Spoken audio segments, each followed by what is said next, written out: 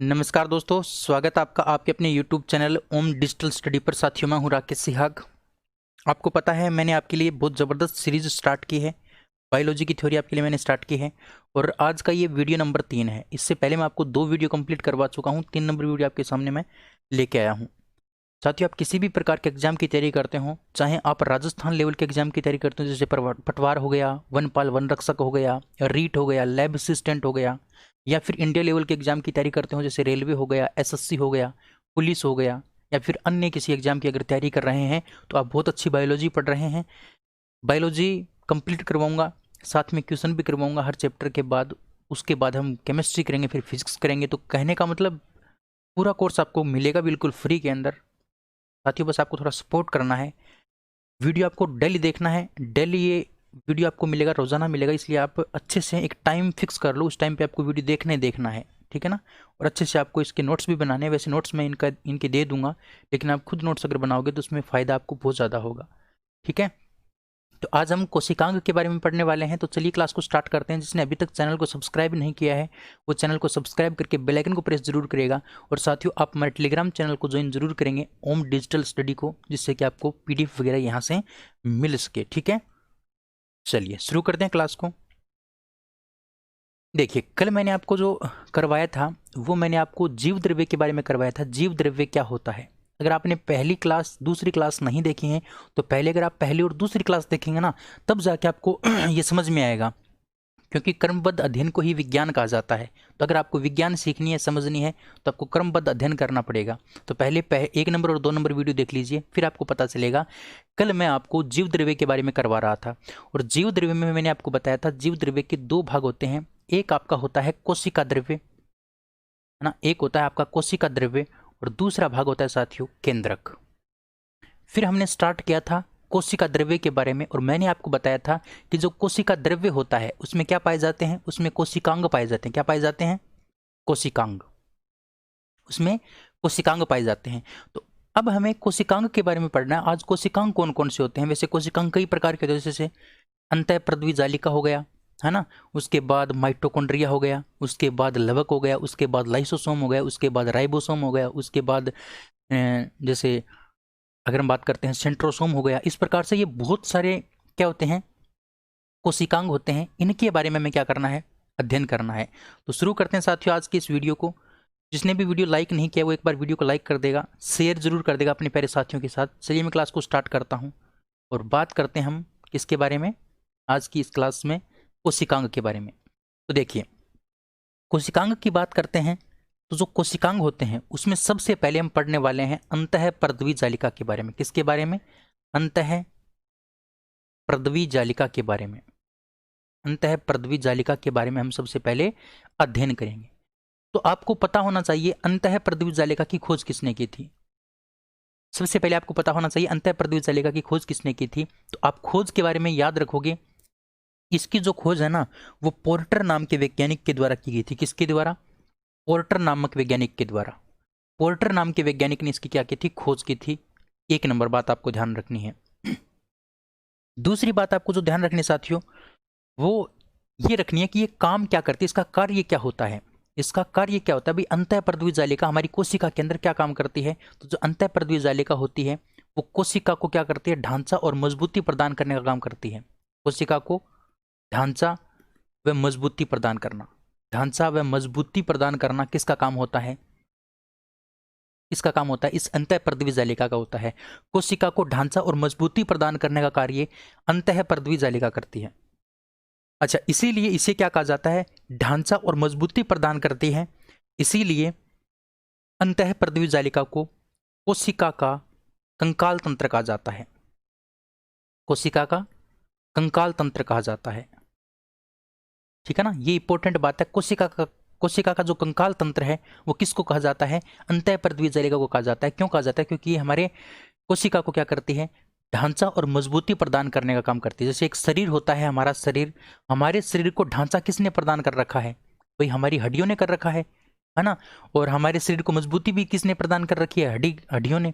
और हड्डियों के तंत्र को हम क्या बोलते हैं? कंकाल तंत्र बोलते हैं। क्या बोलते हैं? कंकाल तंत्र। इसीलिए इस अंतःपृथ्वी जालिका को क्या नाम दे दिया? कोशिका का कंकाल तंत्र नाम दे दिया, क्योंकि ये कोशिका को क्या करती है, ढांचा और मजबूती प्रदान करने का कार्य करती है। यहां तक आपको बात क्लियर हो गई होगी। उसके बाद बात करते हैं साथियों, ये जो अंतःपृथ्वी जालिका होती है ये यूकेरियोटिक कोशिका में पाई जाती है। किसके अंदर? यूकेरियोटिक कोशिका में, यूकेरियोटिक कोशिका में पाई जाती है। यूकेरियोटिक कोशिका में क्या होती है? उपस्थित होती है, उपस्थित। अब कोशिकाएं दो प्रकार की होती हैं, एक आपकी यूकेरियोटिक होती है, एक आपकी प्रोकैरियोटिक होती है। यूकेरियोटिक और प्रोकैरियोटिक। अच्छा, आपको यूकेरियोटिक के बारे में एक बात ध्यान रखनी है, यूकेरियोटिक वो कोशिकाएं होती हैं जिनके अंदर केंद्रक पाया जाता है, जिनके अंदर केंद्रक उपस्थित होता है उसको हम क्या बोलते हैं? यूकेरियोटिक। और जिनके अंदर केंद्रक नहीं होता उसको हम क्या बोल देते हैं? प्रोकैरियोटिक बोल देते हैं। बस इतनी सी बात आपको ध्यान रखनी है। अंतःपृथ्वी जालिका केवल और केवल उन्हीं कोशिकाओं में पाई जाती है जो कौन सी कोशिकाएं होती हैं? यूकेरियोटिक कोशिकाएं होती हैं। यानी कहने का मतलब उनके अंदर केंद्रक पाया जाता है, उन्हीं के अंदर ये पाई जाती हैं, इसके अलावा नहीं पाई जाती। ठीक है, ये बात आपको ध्यान रखनी साथियों। ठीक है, इसके अलावा एक आपको बात ध्यान रखनी, आरबीसी जो होता है ना, आरबीसी, आरबीसी जो होता है उसमें क्या होती है? अनुपस्थित होती हैं। आरबीसी में क्या होती हैं? अनुपस्थित। ठीक है, आरबीसी के अंदर अनुपस्थित होती हैं। ये क्वेश्चन कई बार पूछा गया है, इसलिए मैं आपको बता रहा हूं। अभी तक मैंने आपको 3 बातें बताई। अंतःपृथ्वी जालिका की खोज पोर्टर नाम के वैज्ञानिक ने। इसका कार्य होता है कोशिका को ढांचा प्रदान करना या फिर मजबूती प्रदान करना, इसीलिए इसे कोशिका का क्या कहा जाता है? कंकाल तंत्र कहा जाता है। यह सिर्फ और सिर्फ यूकेरियोटिक कोशिकाओं में पाई जाती है, आरबीसी के अंदर ये नहीं पाई जाती और प्रोकैरियोटिक कोशिकाओं में भी नहीं पाई जाती। ठीक है ना, ये बातें आपको ध्यान रखनी है। उसके बाद अगर हम बात करते हैं तो ये जो अंतःपृथ्वी जालिका होती है वो 2 प्रकार की होती है। कितने प्रकार की होती है? 2 प्रकार की। अब वो 2 प्रकार कौन कौन से हैं? सबसे पहला जो प्रकार है साथियों वो है आपका चिकनी अंतःपृथ्वी जालिका, चिकनी अंतःपृथ्वी जालिका, चिकनी अंतःपृथ्वी जालिका। और दूसरा इसका जो प्रकार होता है वो होता है खुरदरी अंतःपृथ्वी जालिका, खुरदरी अंतःपृथ्वी जालिका। ठीक है, तो 2 प्रकार होते हैं अंतःपृथ्वी जालिका के। एक तो आपका होता है चिकनी अंतःपृथ्वी जालिका और दूसरा होता है खुरदरी अंतःपृथ्वी जालिका। सबसे पहले बात करते हैं चिकनी अंतःपृथ्वी जालिका के बारे में। चिकनी अंतःपृथ्वी जालिका क्या होती है, यानी हम किसको कहते हैं चिकनी अंतःपृथ्वी जालिका? आपको ये पता होना चाहिए। यानी ऐसी अंतःपृथ्वी जालिका, ऐसी अंतःपृथ्वी जालिका जिसके सतह पर, जिसके सतह पर क्या हो? जिसके सतह के ऊपर राइबोसोम, जिसके सतह के ऊपर क्या हो? राइबोसोम अनुपस्थित हो, राइबोसोम अनुपस्थित हो, राइबोसोम अनुपस्थित हो, उसे हम क्या कहेंगे? चिकनी अंतःपृथ्वी जालिका कहेंगे। ध्यान रखना साथियों, बड़ी इंपॉर्टेंट बात है, कई बार क्वेश्चन पूछा गया है कि ऐसी अंतःपृथ्वी जालिका जिसकी सतह के ऊपर राइबोसोम नहीं पाए जाते तो उसको हम क्या बोलते हैं? उसको बोलते हैं चिकनी अंतःपृथ्वी जालिका। और ये काम क्या करती है? चिकनी अंतःपृथ्वी जालिका का काम क्या होता है, इसका कार्य क्या होता है, ये इंपॉर्टेंट बात है। जो चिकनी अंतःपृथ्वी जालिका होती है साथियों वो लिपिड या फिर वसा का संश्लेषण करने का काम करती है। लिपिड या फिर वसा का संश्लेषण, लिपिड या फिर वसा का संश्लेषण करने का काम कौन करती है? चिकनी अंतःपृथ्वी जालिका करती है। समझ में आ रही है मेरी बात? मैं क्या समझाने की कोशिश कर रहा हूं। मैंने आपको ये बताया कि जो चिकनी अंतःपृथ्वी जालिका होती है वो ऐसी अंतःपृथ्वी जालिका होती है जिसके सतह के ऊपर क्या नहीं पाए जाते? राइबोसोम नहीं पाए जाते। इसका जो कार्य होता है वो लिपिड या फिर वसा का संश्लेषण करना होता है। लिपिड या फिर वसा का संश्लेषण करने का काम किसका होता है? अंतःपृथ्वी जालिका का होता है। कौन सी का? चिकनी का। अच्छा, अब हम बात करते हैं खुरदरी की। अब ऐसी जालिका या फिर ऐसी अंतःपृथ्वी जालिका जिसकी सतह पर, जिसकी सतह पर क्या हो? जिसकी सतह के ऊपर राइबोसोम उपस्थित हों, राइबोसोम उपस्थित हों, उससे हम क्या बोल देंगे साथियों? उससे हम खुरदरी अंतःपृथ्वी जालिका बोल देंगे। ऐसी अंतःपृथ्वी जालिका जिसकी सतह के ऊपर राइबोसोम पाए जाते हैं, ये मान लो अंतःपृथ्वी जालिका है और इसकी सतह के ऊपर क्या है? ये राइबोसोम है, तो इसको हम क्या कहेंगे? खुरदरी अंतःपृथ्वी जालिका कहेंगे। अगर राइबोसोम नहीं है उसको हम क्या बोल देंगे? चिकनी अंतःपृथ्वी जालिका बोल देंगे। अब बात आती है कि ये जो खुरदरी अंतःपृथ्वी जालिका होती है क्या काम करती है, कार्य क्या करती है, इसका काम क्या होता है? तो ये प्रोटीन का संश्लेषण करने का काम करती है। क्या करती है? प्रोटीन का संश्लेषण करने का काम करती है। ये प्रोटीन का संश्लेषण करती है, प्रोटीन का संश्लेषण। है ना। तो ये जो खुरदरी अंतःप्रदिविजालिका होती है ये सिर्फ और सिर्फ किसका करती है, प्रोटीन का। और ये जो चिकनी होती है ये किसका करती है, ये आपका वसा और वसा यानी लिपिड का क्या करती है, संश्लेषण करती है। तो ये दोनों बातें आपको ध्यान रखनी थी। उम्मीद कर सकता हूँ बात आपको यहाँ तक बिल्कुल अच्छे से समझ में आ गई होगी। मैंने अभी तक आपको बताया कि अंतःप्रदिविजालिका की खोज जो है ना वो पोर्टर नाम के वैज्ञानिक ने की थी। एक बार आप साथ साथ बोल के देख लीजिए, आपको याद हो जाएगा, मैं आपसे गारंटी लेता हूँ। उसके बाद आपको ध्यान रखना है अंतःप्रदिविजालिका क्या काम करती है। यह हमारी कोशिका को ढांचा और मजबूती प्रदान करने का कार्य करती है, इसीलिए इसे कोशिका का हम क्या बोलते हैं, कंकाल तंत्र बोलते हैं। ठीक है। उसके बाद मैंने आपको बताया कि जो अंतःप्रदिविजालिका होती है वो यूकेरियोटिक कोशिका में पाई जाती है। कौन सी में पाई जाती है, यूकेरियोटिक में। आरबीसी के अंदर ये नहीं पाई जाती, ये भी इंपॉर्टेंट बात है। उसके बाद ये दो प्रकार की होती है, चिकनी अंतःप्रदिविजालिका और खुरदरी अंतःप्रदिविजालिका। चिकनी अंतःप्रदिविजालिका ऐसी अंतःप्रदिविजालिका होती है जिसकी सतह के ऊपर क्या नहीं पाए जाते, राइबोसोम नहीं पाए जाते, और ये लिपिड या फिर वसा का संश्लेषण करने का काम करती है। खुरदरी अंतःप्रदिविजालिका ऐसी अंतःप्रदिविजालिका होती है जिसकी सतह के ऊपर क्या पाए जाते हैं, राइबोसोम पाए जाते हैं, और ये क्या करती है, प्रोटीन का संश्लेषण करने का काम करती है। यहां तक आपको क्लियर हो गया होगा, उम्मीद आपसे मैं कर सकता हूं। अब हम बात करते हैं साथियों एक इंपॉर्टेंट बात। इंपॉर्टेंट बात क्या है, आप वो नोट लगा के लिख सकते हो या फिर आप नोट लगा के इसको समझ सकते हो। देखिए, यदि अंतःप्रदिविजालिका किसके अंदर पाई जाती है, यदि अंतःप्रदिविजालिका रेखित पेशियों के अंदर पाई जाए, रेखित पेशियों में पाई जाए, रेखित पेशियों में पाई जाए, तो इसे हम क्या कहेंगे, तो इसे हम अंतःप्रदिविजालिका नहीं कहेंगे, फिर इसका नाम बदल जाता है। यदि ये रेखित पेशियों में पाई जाती है तो इसका नाम बदल जाता है, और इसको हम क्या कहने लगते हैं, इसको हम कहने लगते हैं सार्कोप्लाज्मिक रेटिकुलम। क्या कहने लगते हैं, सार्कोप्लाज्मिक रेटिकुलम।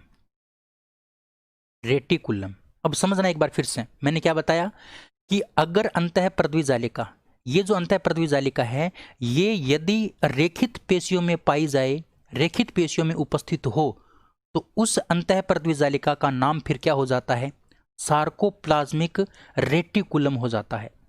सार्कोप्लाज्मिक रेटिकुलम हम कौन सी अंतःप्रदिविजालिका को कहते हैं, जो रेखित पेशियों में पाई जाती है। अब आपके दिमाग में आया होगा कि रेखित पेशियां क्या होती हैं। ये रेखित पेशियां क्या होती हैं, तो साथियों ऐसी पेशियां जो ऐच्छिक होती हैं, ऐच्छिक पेशियां। ऐच्छिक पेशियां मतलब ऐसी पेशी जो हमारी इच्छा के अनुसार काम करती है, ऐसी मांसपेशी जो हमारी इच्छा के अनुसार काम करती है, उसको हम क्या बोलते हैं, ऐच्छिक पेशी बोलते हैं।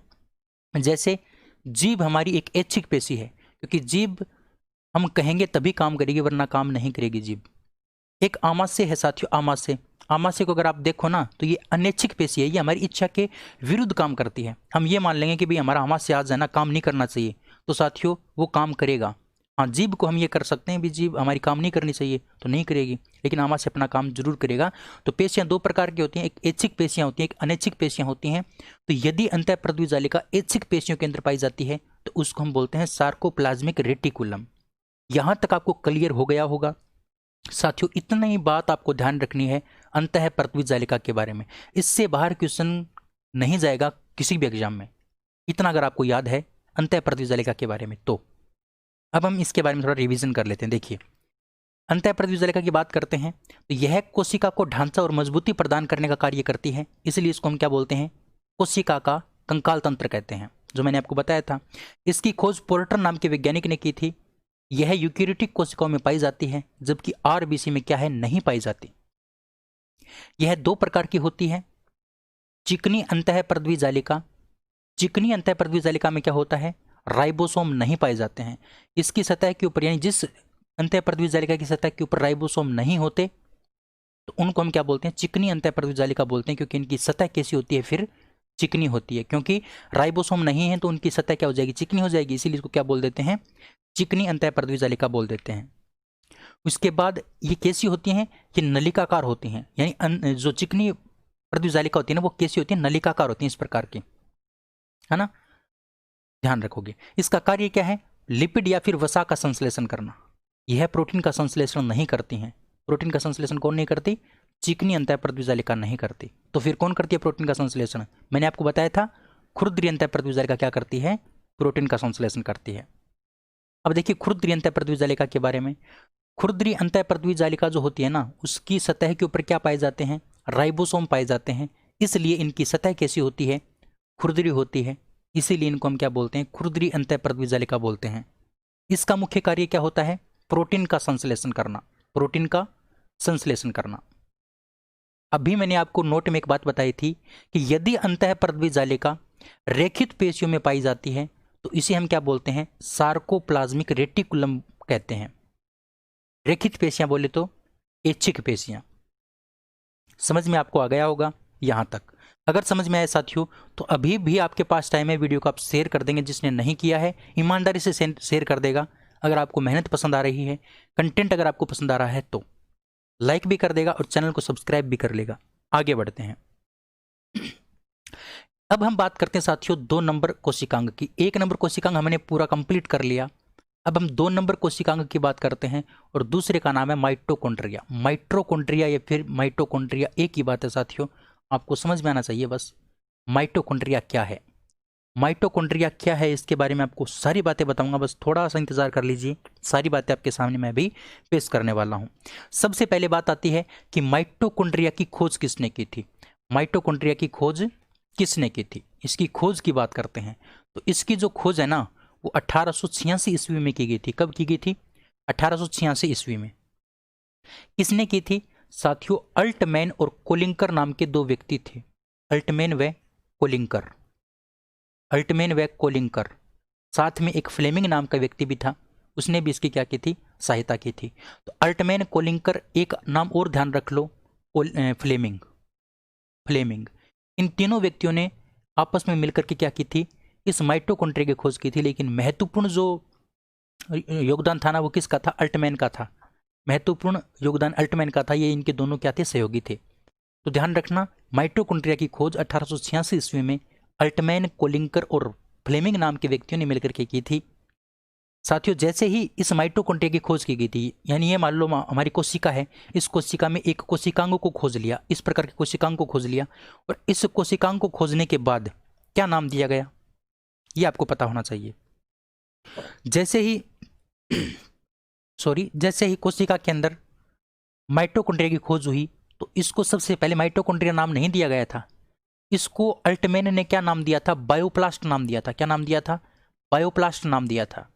समझना इस बात को, मैं क्या बोलना चाह रहा हूं।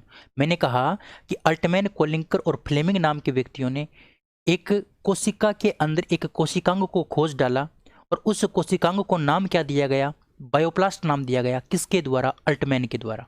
तो ये क्वेश्चन कई बार पूछा जा चुका है कि माइटोकॉन्ड्रिया को अल्टमैन ने क्या कहा? तो माइटोकॉन्ड्रिया को अल्टमैन ने साथियों बायोप्लास्ट कहा। समझ में आई बात? दूसरी बात, फ्लेमिंग ने इसको क्या नाम दिया? फ्लेमिंग ने इसको फाइला नाम दिया। फ्लेमिंग ने इसको फाइला कह दिया और अल्टमैन ने क्या कह दिया? बायोप्लास्ट कह दिया। कोलिंकर बेचारे ने कुछ नहीं कहा। इन दोनों की बात सुनकर के खुश हो गया या हंस लिया, जो भी मानो आप, लेकिन ध्यान रखना अल्टमैन ने बायोप्लास्ट बोल दिया और फ्लेमिंग ने इसको फाइला बोल दिया। दोनों बात समझ में आई? बिल्कुल। अब आया भाई साहब एक और व्यक्ति। अब एक व्यक्ति और आया जिसका नाम था बेंदा। बेंदा आया और आ करके क्या किया? इन दोनों के नाम को बदल करके क्या कर दिया? माइटोकॉन्ड्रिया नाम दे दिया। इसको क्या नाम दे दिया? माइटोकॉन्ड्रिया नाम दे दिया। क्या नाम दे दिया? माइटोकॉन्ड्रिया। मैंने क्या बताया? खोज 1886 में अल्टमैन, कोलिंकर और फ्लेमिंग नाम के व्यक्तियों ने की थी। अल्टमैन ने इसको बायोप्लास्ट नाम दे दिया, फ्लेमिंग ने फाइला कह दिया। अब कोलिंकर भाई साहब परेशान, ये गया बेंदा के पास, इसका दोस्त था ये। कोलिंकर बेंदा के पास गया कि भाई साहब ऐसे ऐसे दोनों मेरे साथी थे ना, उन्होंने तो नाम दे दिया, मेरे पास कोई नाम है नहीं, तू मेरी सहायता कर दे। तो कोलिंकर ने क्या किया? ये जो बेंदा है ना उसने क्या कर दिया? इस कोशिकांग को नाम दे दिया माइटोकॉन्ड्रिया। क्या नाम दे दिया? माइटोकॉन्ड्रिया। और ये भाई साहब प्रसिद्ध हो गया। आज भी हम इसको क्या बोलते हैं? माइटोकॉन्ड्रिया ही बोलते हैं। इसको हम बायोप्लास्ट या फिर फाइला नहीं बोलते हैं। ठीक है ना? ये बात आपको अच्छे से समझ में आ गई होगी। यहाँ तक कोई दिक्कत?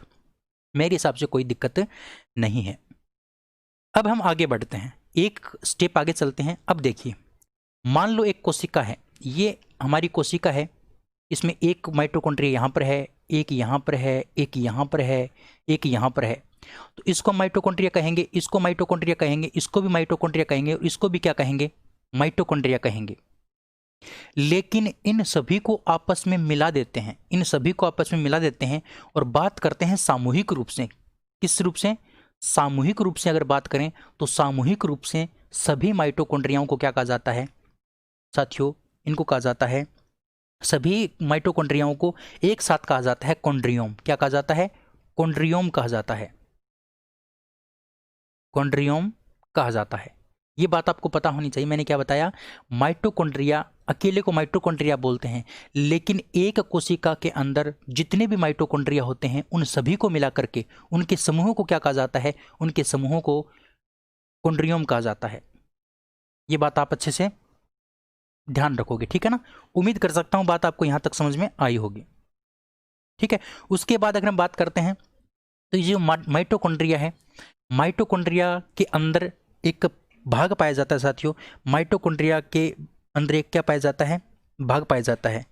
पहले आप समझो, माइटोकॉन्ड्रिया जो होता है ना, माइटोकॉन्ड्रिया वो दोहरी झिल्ली से बना हुआ होता है। यानी ये मान लो माइटोकॉन्ड्रिया है, ये माइटोकॉन्ड्रिया है, तो इसके चारों ओर क्या होती है? दोहरी झिल्ली होती है। यानी दो झिल्लियां होती हैं, एक झिल्ली ये हो गई और दूसरी झिल्ली आपकी ये हो गई। समझ पा रहे हो मेरी बात को? मैंने क्या कहा कि माइटोकॉन्ड्रिया जो होता है वो दोहरी झिल्ली से निर्मित होता है। अब इसकी जो आंतरिक झिल्ली होती है, अंदर वाली जो झिल्ली होती है ना, अंदर वाली झिल्ली, इस अंदर वाली झिल्ली के ऊपर अंगुली के समान इस प्रकार से प्रवर्ध पाए जाते हैं। क्या पाए जाते हैं? प्रवर्ध पाए जाते हैं। इन प्रवर्धों को हम क्या बोलते हैं? ये बात आपको पता होनी चाहिए। माइटोकॉन्ड्रिया दोहरी झिल्ली से निर्मित होता है। अंदर वाली झिल्ली के ऊपर क्या पाए जाते हैं? अंगुली के समान प्रवर्ध पाए जाते हैं, और अंगुली के समान जो प्रवर्ध होते हैं उनको बोलते हैं क्रिस्टी। क्या बोलते हैं? क्रिस्टी बोलते हैं। आई बात समझ में? इनको क्या बोलते हैं? क्रिस्टी। अब क्रिस्टी के अंदर यहां पर एक सघन पदार्थ पाया जाता है, सघन पदार्थ, तरल पदार्थ जिसको बोल सकते हो, सघन पदार्थ। और उस सघन पदार्थ को बोलते हैं साथियों मैट्रिक्स। क्या बोलते हैं? मैट्रिक्स बोलते हैं। उस सघन पदार्थ को क्या बोलते हैं? मैट्रिक्स बोलते हैं। अब मैट्रिक्स के अंदर छोटे छोटे कण भी पाए जाते हैं। मैट्रिक्स के अंदर छोटे छोटे कण भी पाए जाते हैं, और उन सॉरी दोस्तों, हाँ, उन छोटे छोटे कणों को हम क्या बोलते हैं? अरे यार, हाँ, इनके अंदर छोटे छोटे इस प्रकार से कण भी पाए जाते हैं। उन छोटे छोटे कणों को हम क्या बोलते हैं? उन छोटे छोटे कणों को बोलते हैं F1 कण। क्या बोलते हैं? F1 कण बोलते हैं। F1 कण का ही दूसरा नाम है ऑक्सीसोम। F कण का ही दूसरा नाम क्या है? ऑक्सीसोम। तो ये क्वेश्चन पूछा गया है साथियों कि F1 कण माइटोकॉन्ड्रिया के किस भाग में पाए जाते हैं? तो ये जो F1 कण होते हैं ये माइटोकॉन्ड्रिया के मैट्रिक्स भाग में पाए जाते हैं। मैट्रिक्स भाग एक सघन पदार्थ होता है जो प्रवर्धों के अंदर पाया जाता है, यहाँ पर क्रिस्टी के अंदर यहाँ पर पाया जाता है, ये वाले भाग में। और अंगुली के समान जो प्रवर्ध होते हैं उनको बोलते हैं क्रिस्टी। माइटोकॉन्ड्रिया दोहरी झिल्ली से निर्मित होता है। आंतरिक झिल्ली के ऊपर प्रवर्ध पाए जाते हैं, उनको क्रिस्टी बोलते हैं। उसके अंदर सघन पदार्थ पाए जाते हैं, उसको मैट्रिक्स बोलते हैं। मैट्रिक्स में छोटे छोटे कण होते हैं, उनको बोलते हैं F1 कण या फिर ऑक्सीसोम। यहाँ तक आपको क्लियर हो गया होगा? बिल्कुल। अब ये जो मैट्रिक्स वाला भाग होता है, मैट्रिक्स वाला भाग होता है, यहाँ पर क्या होता है? ऊर्जा का निर्माण होता है। ऊर्जा का क्या होता है? निर्माण। ऊर्जा का निर्माण होता है किसके रूप में? मतलब ऊर्जा का निर्माण होता है किसके रूप में? एटीपी के रूप में। किसके रूप में? एटीपी के रूप में।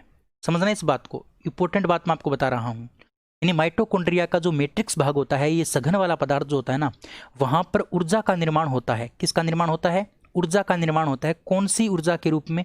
एटीपी ऊर्जा के रूप में। एटीपी ऊर्जा के रूप में। और इस पूरे चक्कर को हम क्या बोलते हैं? इस पूरे चक्कर को बोलते हैं क्रेब्स चक्कर। क्या बोलते हैं? क्रेब्स चक्कर बोलते हैं। क्रेब्स चक्कर बोलते हैं। क्रेब्स चक्कर को हम श्वसन तंत्र के अंदर भी पढ़ेंगे, क्योंकि हम सांस लेते हैं तो सांस के साथ अंदर क्या जाती है? ऑक्सीजन जाती है। और जब हम भोजन करते हैं तो भोजन के साथ में हमारा क्या जाता है? भोजन जाता है, ठीक है, ग्लूकोज जाता है। वो छोटी आंत के द्वारा पच जाता है, और पचने के बाद वो भोजन किसका रूप ले लेता है? ग्लूकोज का रूप ले लेता है। किसका रूप ले लेता है? ग्लूकोज का। अब हमने सांस लिया, अब ये सांस यानी O2 और ग्लूकोज कहाँ चले जाते हैं? माइटोकॉन्ड्रिया में चले जाते हैं। और माइटोकॉन्ड्रिया के कौन से भाग में चले जाते हैं? मैट्रिक्स भाग में चले जाते हैं। फिर ये ऑक्सीजन और ग्लूकोज आपस में मिल जाते हैं, और मिलकर के क्या कर देते हैं? ऊर्जा का निर्माण कर देते हैं एटीपी के रूप में। और इस चक्कर को हम क्या बोलते हैं साथियों? इस चक्कर को बोलते हैं क्रेब्स चक्कर। क्या बोलते हैं? क्रेब्स चक्कर बोलते हैं। आई बात समझ में? तो माइटोकॉन्ड्रिया के मैट्रिक्स भाग में ऊर्जा का निर्माण होता है एटीपी के रूप में, और इस चक्कर को बोलते हैं क्रेब्स चक्र। इसीलिए यानी यहाँ पर ऊर्जा का निर्माण होता है, इसीलिए इस माइटोकॉन्ड्रिया को कोशिका का ऊर्जा ग्रह, शक्ति ग्रह, ऊर्जा ग्रह, शक्ति ग्रह, पावर हाउस कहा जाता है। तो ध्यान रखना, ये क्वेश्चन तो आपने पढ़ा होगा कि कोशिका का ऊर्जा ग्रह, शक्ति ग्रह या फिर पावर हाउस किसको कहा जाता है, तो माइटोकॉन्ड्रिया को कहा जाता है। क्यों?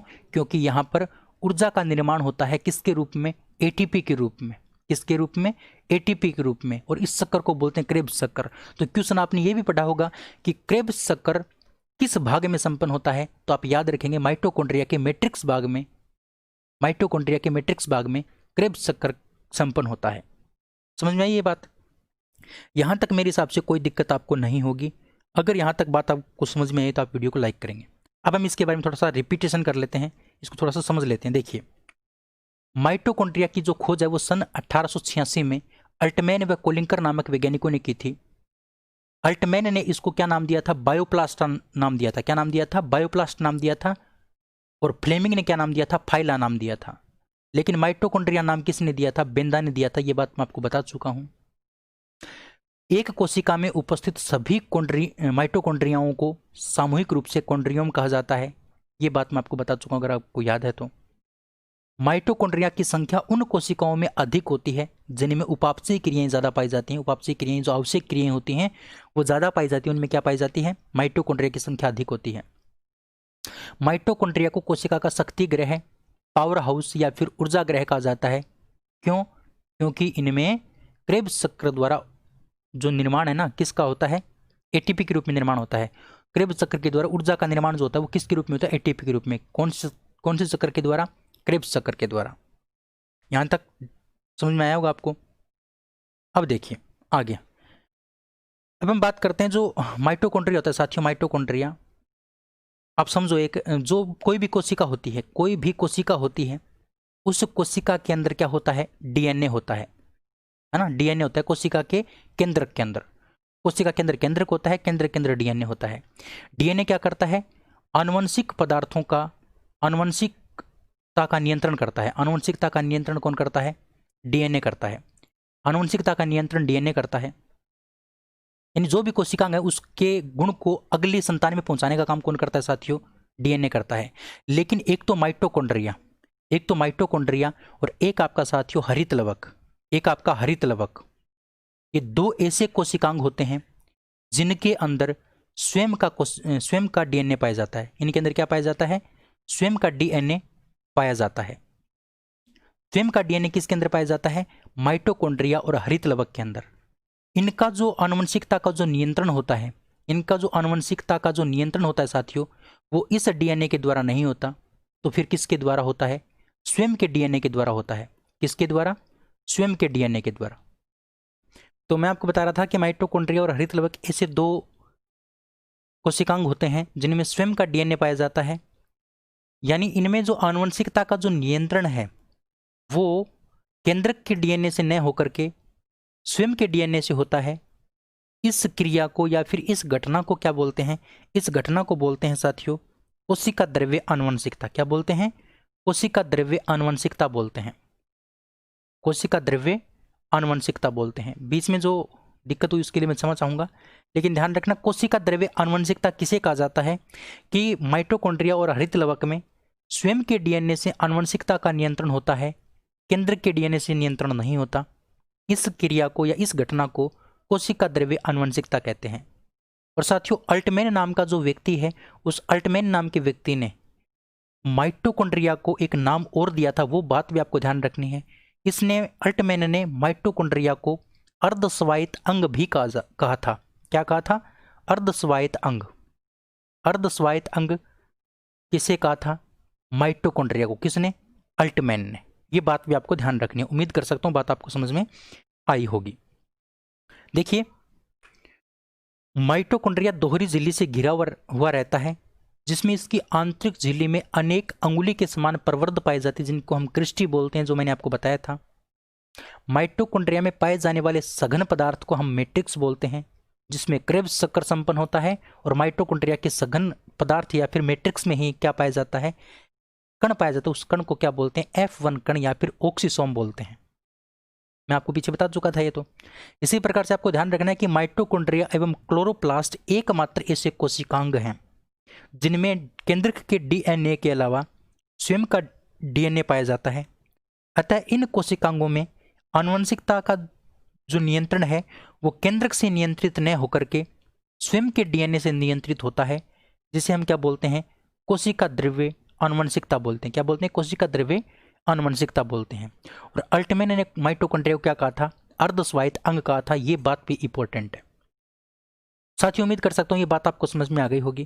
तो आज मैंने आपको अंतःपृथ्वी जालिका बताया, समझ में आ गया होगा। फिर मैंने आपको माइटोकॉन्ड्रिया बताया, समझ में आपको आ गया होगा। साथियों अगर आपको पसंद आया, समझ में आया, तो आप वीडियो को लाइक करेंगे, शेयर करेंगे, चैनल को सब्सक्राइब जरूर करेंगे। मेहनत इसी प्रकार से करेंगे और भी ज़बरदस्त कंटेंट आपको मिलेगा, बस थोड़ा सा पेशेंस बनाए रखिए। अगर कोई सुझाव आपको देना तो आप सुझाव दे दीजिए, उस सुझाव के ऊपर बिल्कुल काम किया जाएगा। लेकिन आज की इस वीडियो में इतना ही, अगले वीडियो में फिर मिलते हैं। तब तक के लिए Jai Hind, Jai Bharat, thank you, bye bye, धन्यवाद।